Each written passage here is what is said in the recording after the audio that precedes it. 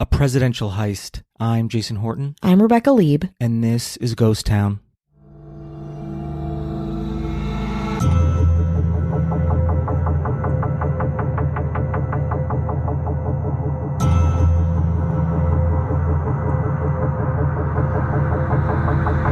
It's Monday, March 27th, 1972, and the United California Bank is opening in the sleepy town of Laguna Niguel.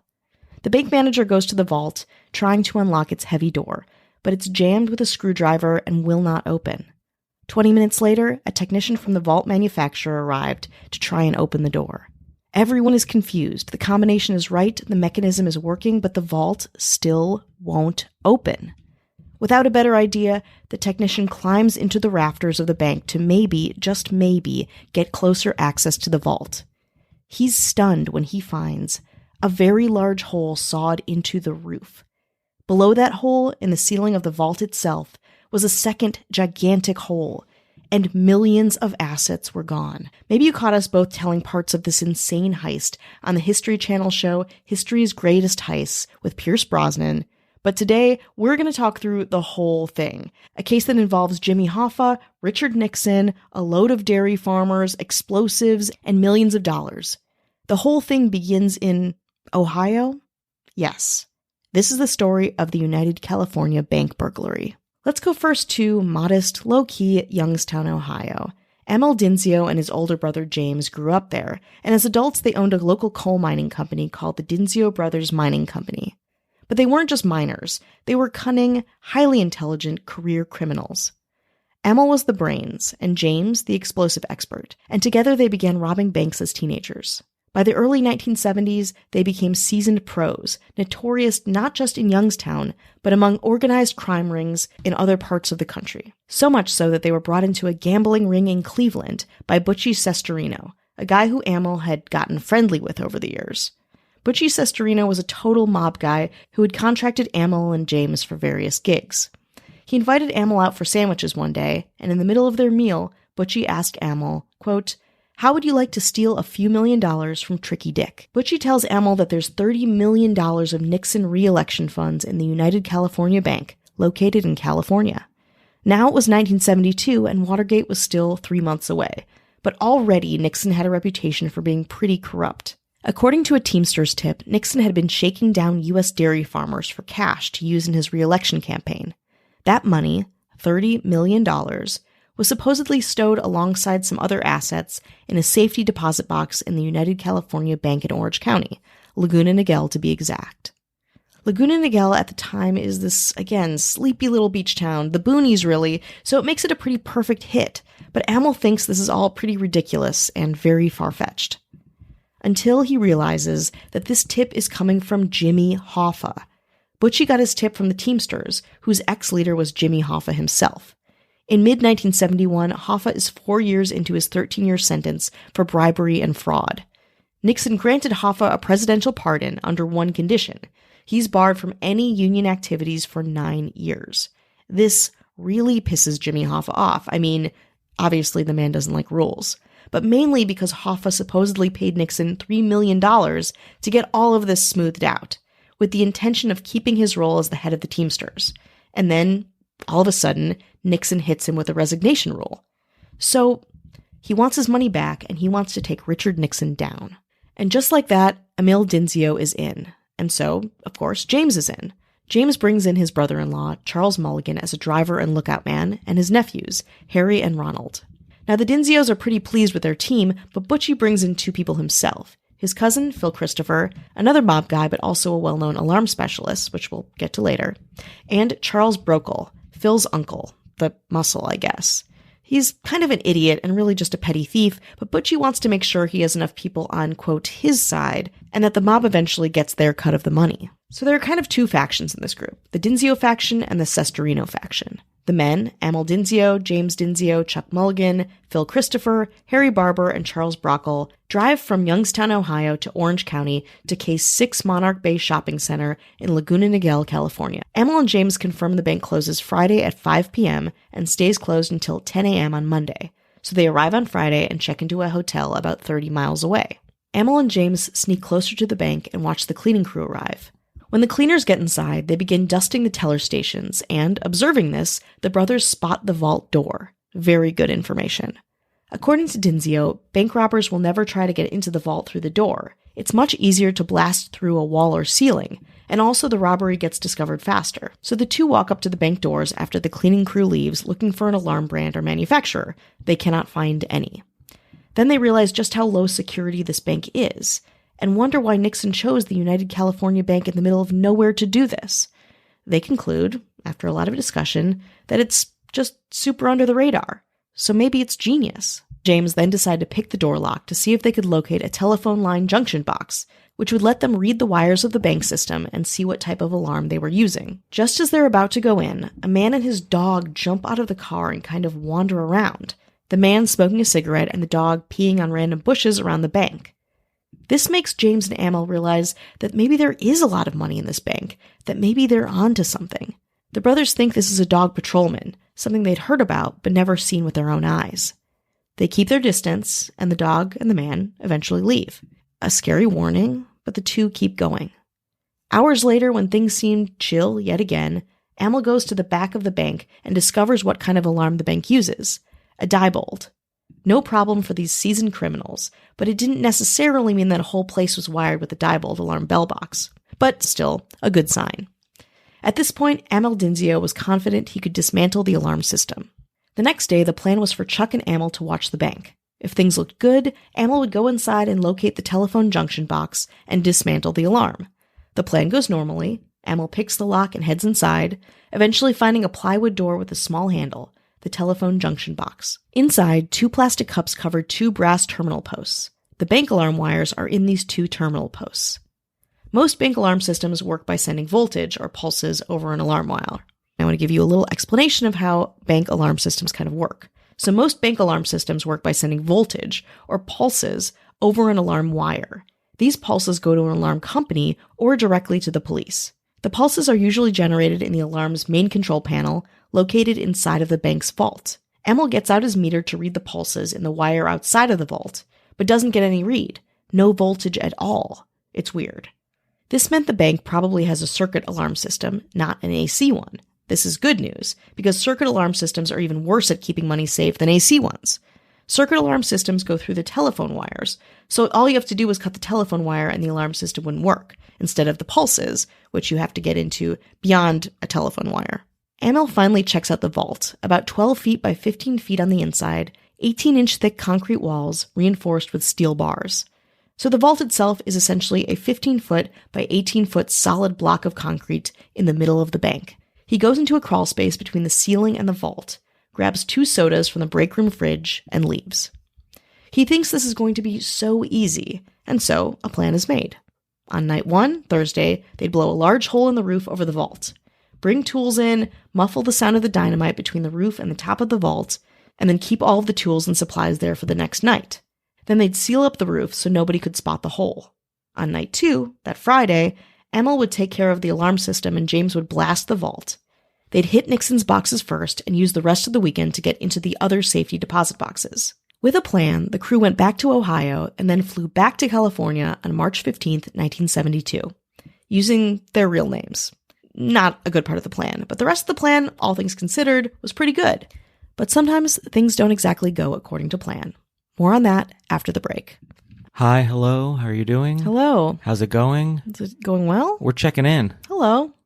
Good? Your top 50 favorite things of the week, the check-in. We want to say hello to anyone who's listening, supporting us, spreading the good word of Ghost Town. Thank you.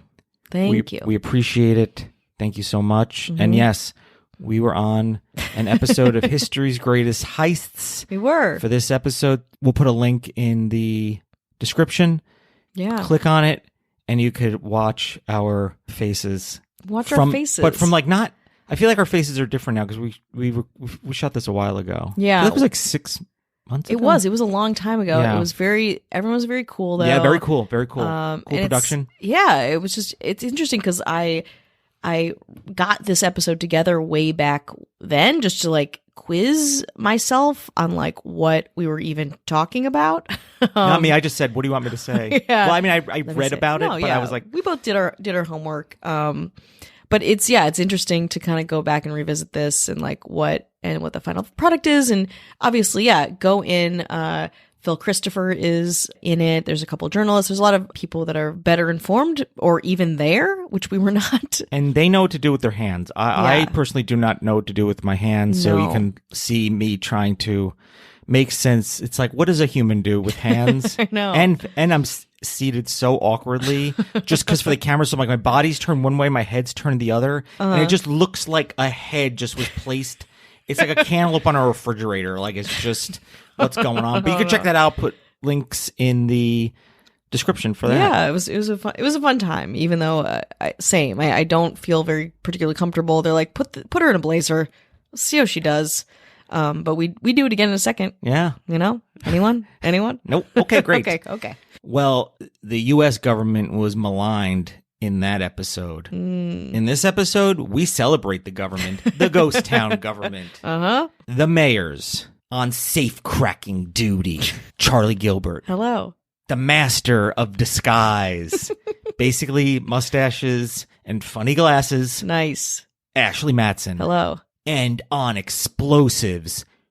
Brand new to explosives, but it's all going to work out. I believe it. They needed an explosives person, and this person was like, I've never done it before. And they're like, well, that's the only slot. And that's the only thing we have left. Sorry. They're like, what about the computer? Nope, we don't need that. No. It's the 70s. We don't need, what is a computer?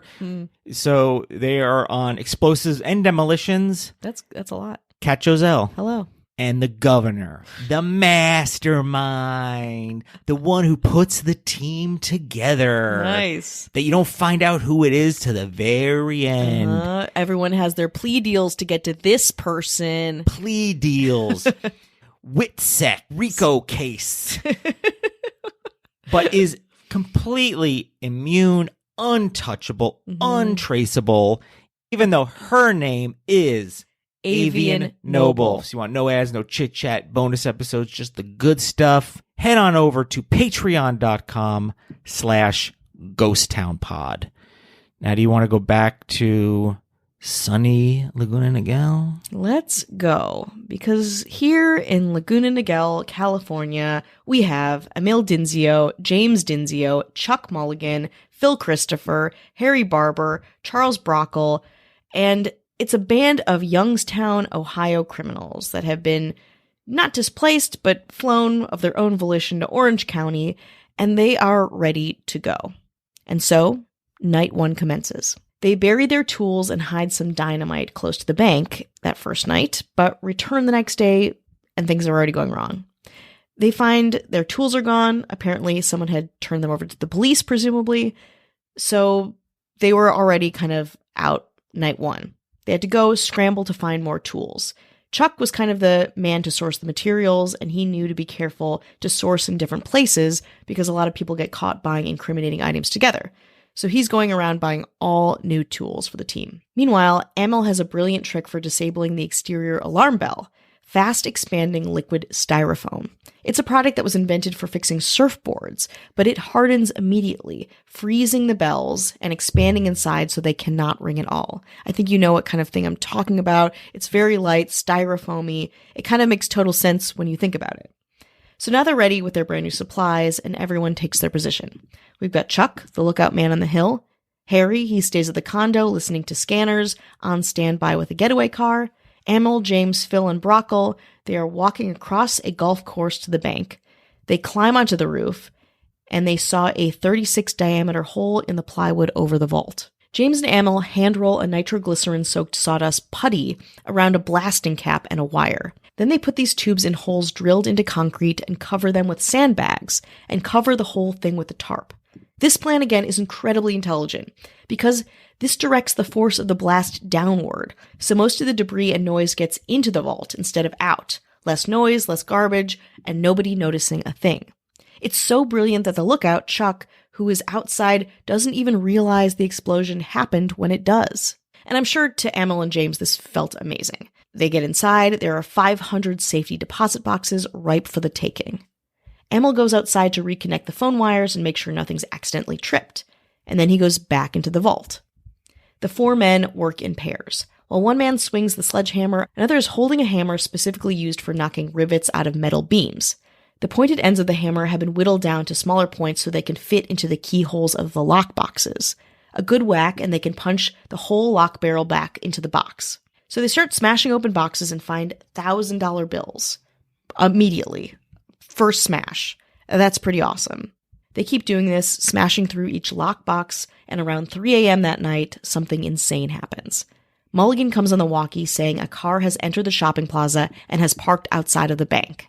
Phil quotes in his book saying, quote, "The cleaning crew isn't supposed to be here tonight. We freeze." Over the walkie, Mulligan says, "It's a man and he's just sitting there. We don't move." Mulligan sounds nervous now. He's getting out of the car and walking towards the bank door. He's opening the bank door. The man then goes inside, and then Phil in his book says, "We all hold our breath listening for the man to come into the bank lobby. We can faintly hear him moving around but can't tell what he's doing." But then suddenly Charlie starts coughing. Phil and Amel are like, "Shut up." The crew waits, as silent as they can, for what seems like forever. After 30 minutes, the man leaves and Mulligan gives them all clear on the walkie. The mystery man has left the building, none the wiser. And the guys scramble, get their shit, and go. They've done it. It's amazing. Now it's Monday morning. Authorities find the vault busted open with a screwdriver jammed into the lock's gears. The safety deposit boxes are cleaned the fuck out. Things are a mess. There is everything on the ground. Human ashes, photographs, jewelry, locks of hair, all over. A complete and total mess.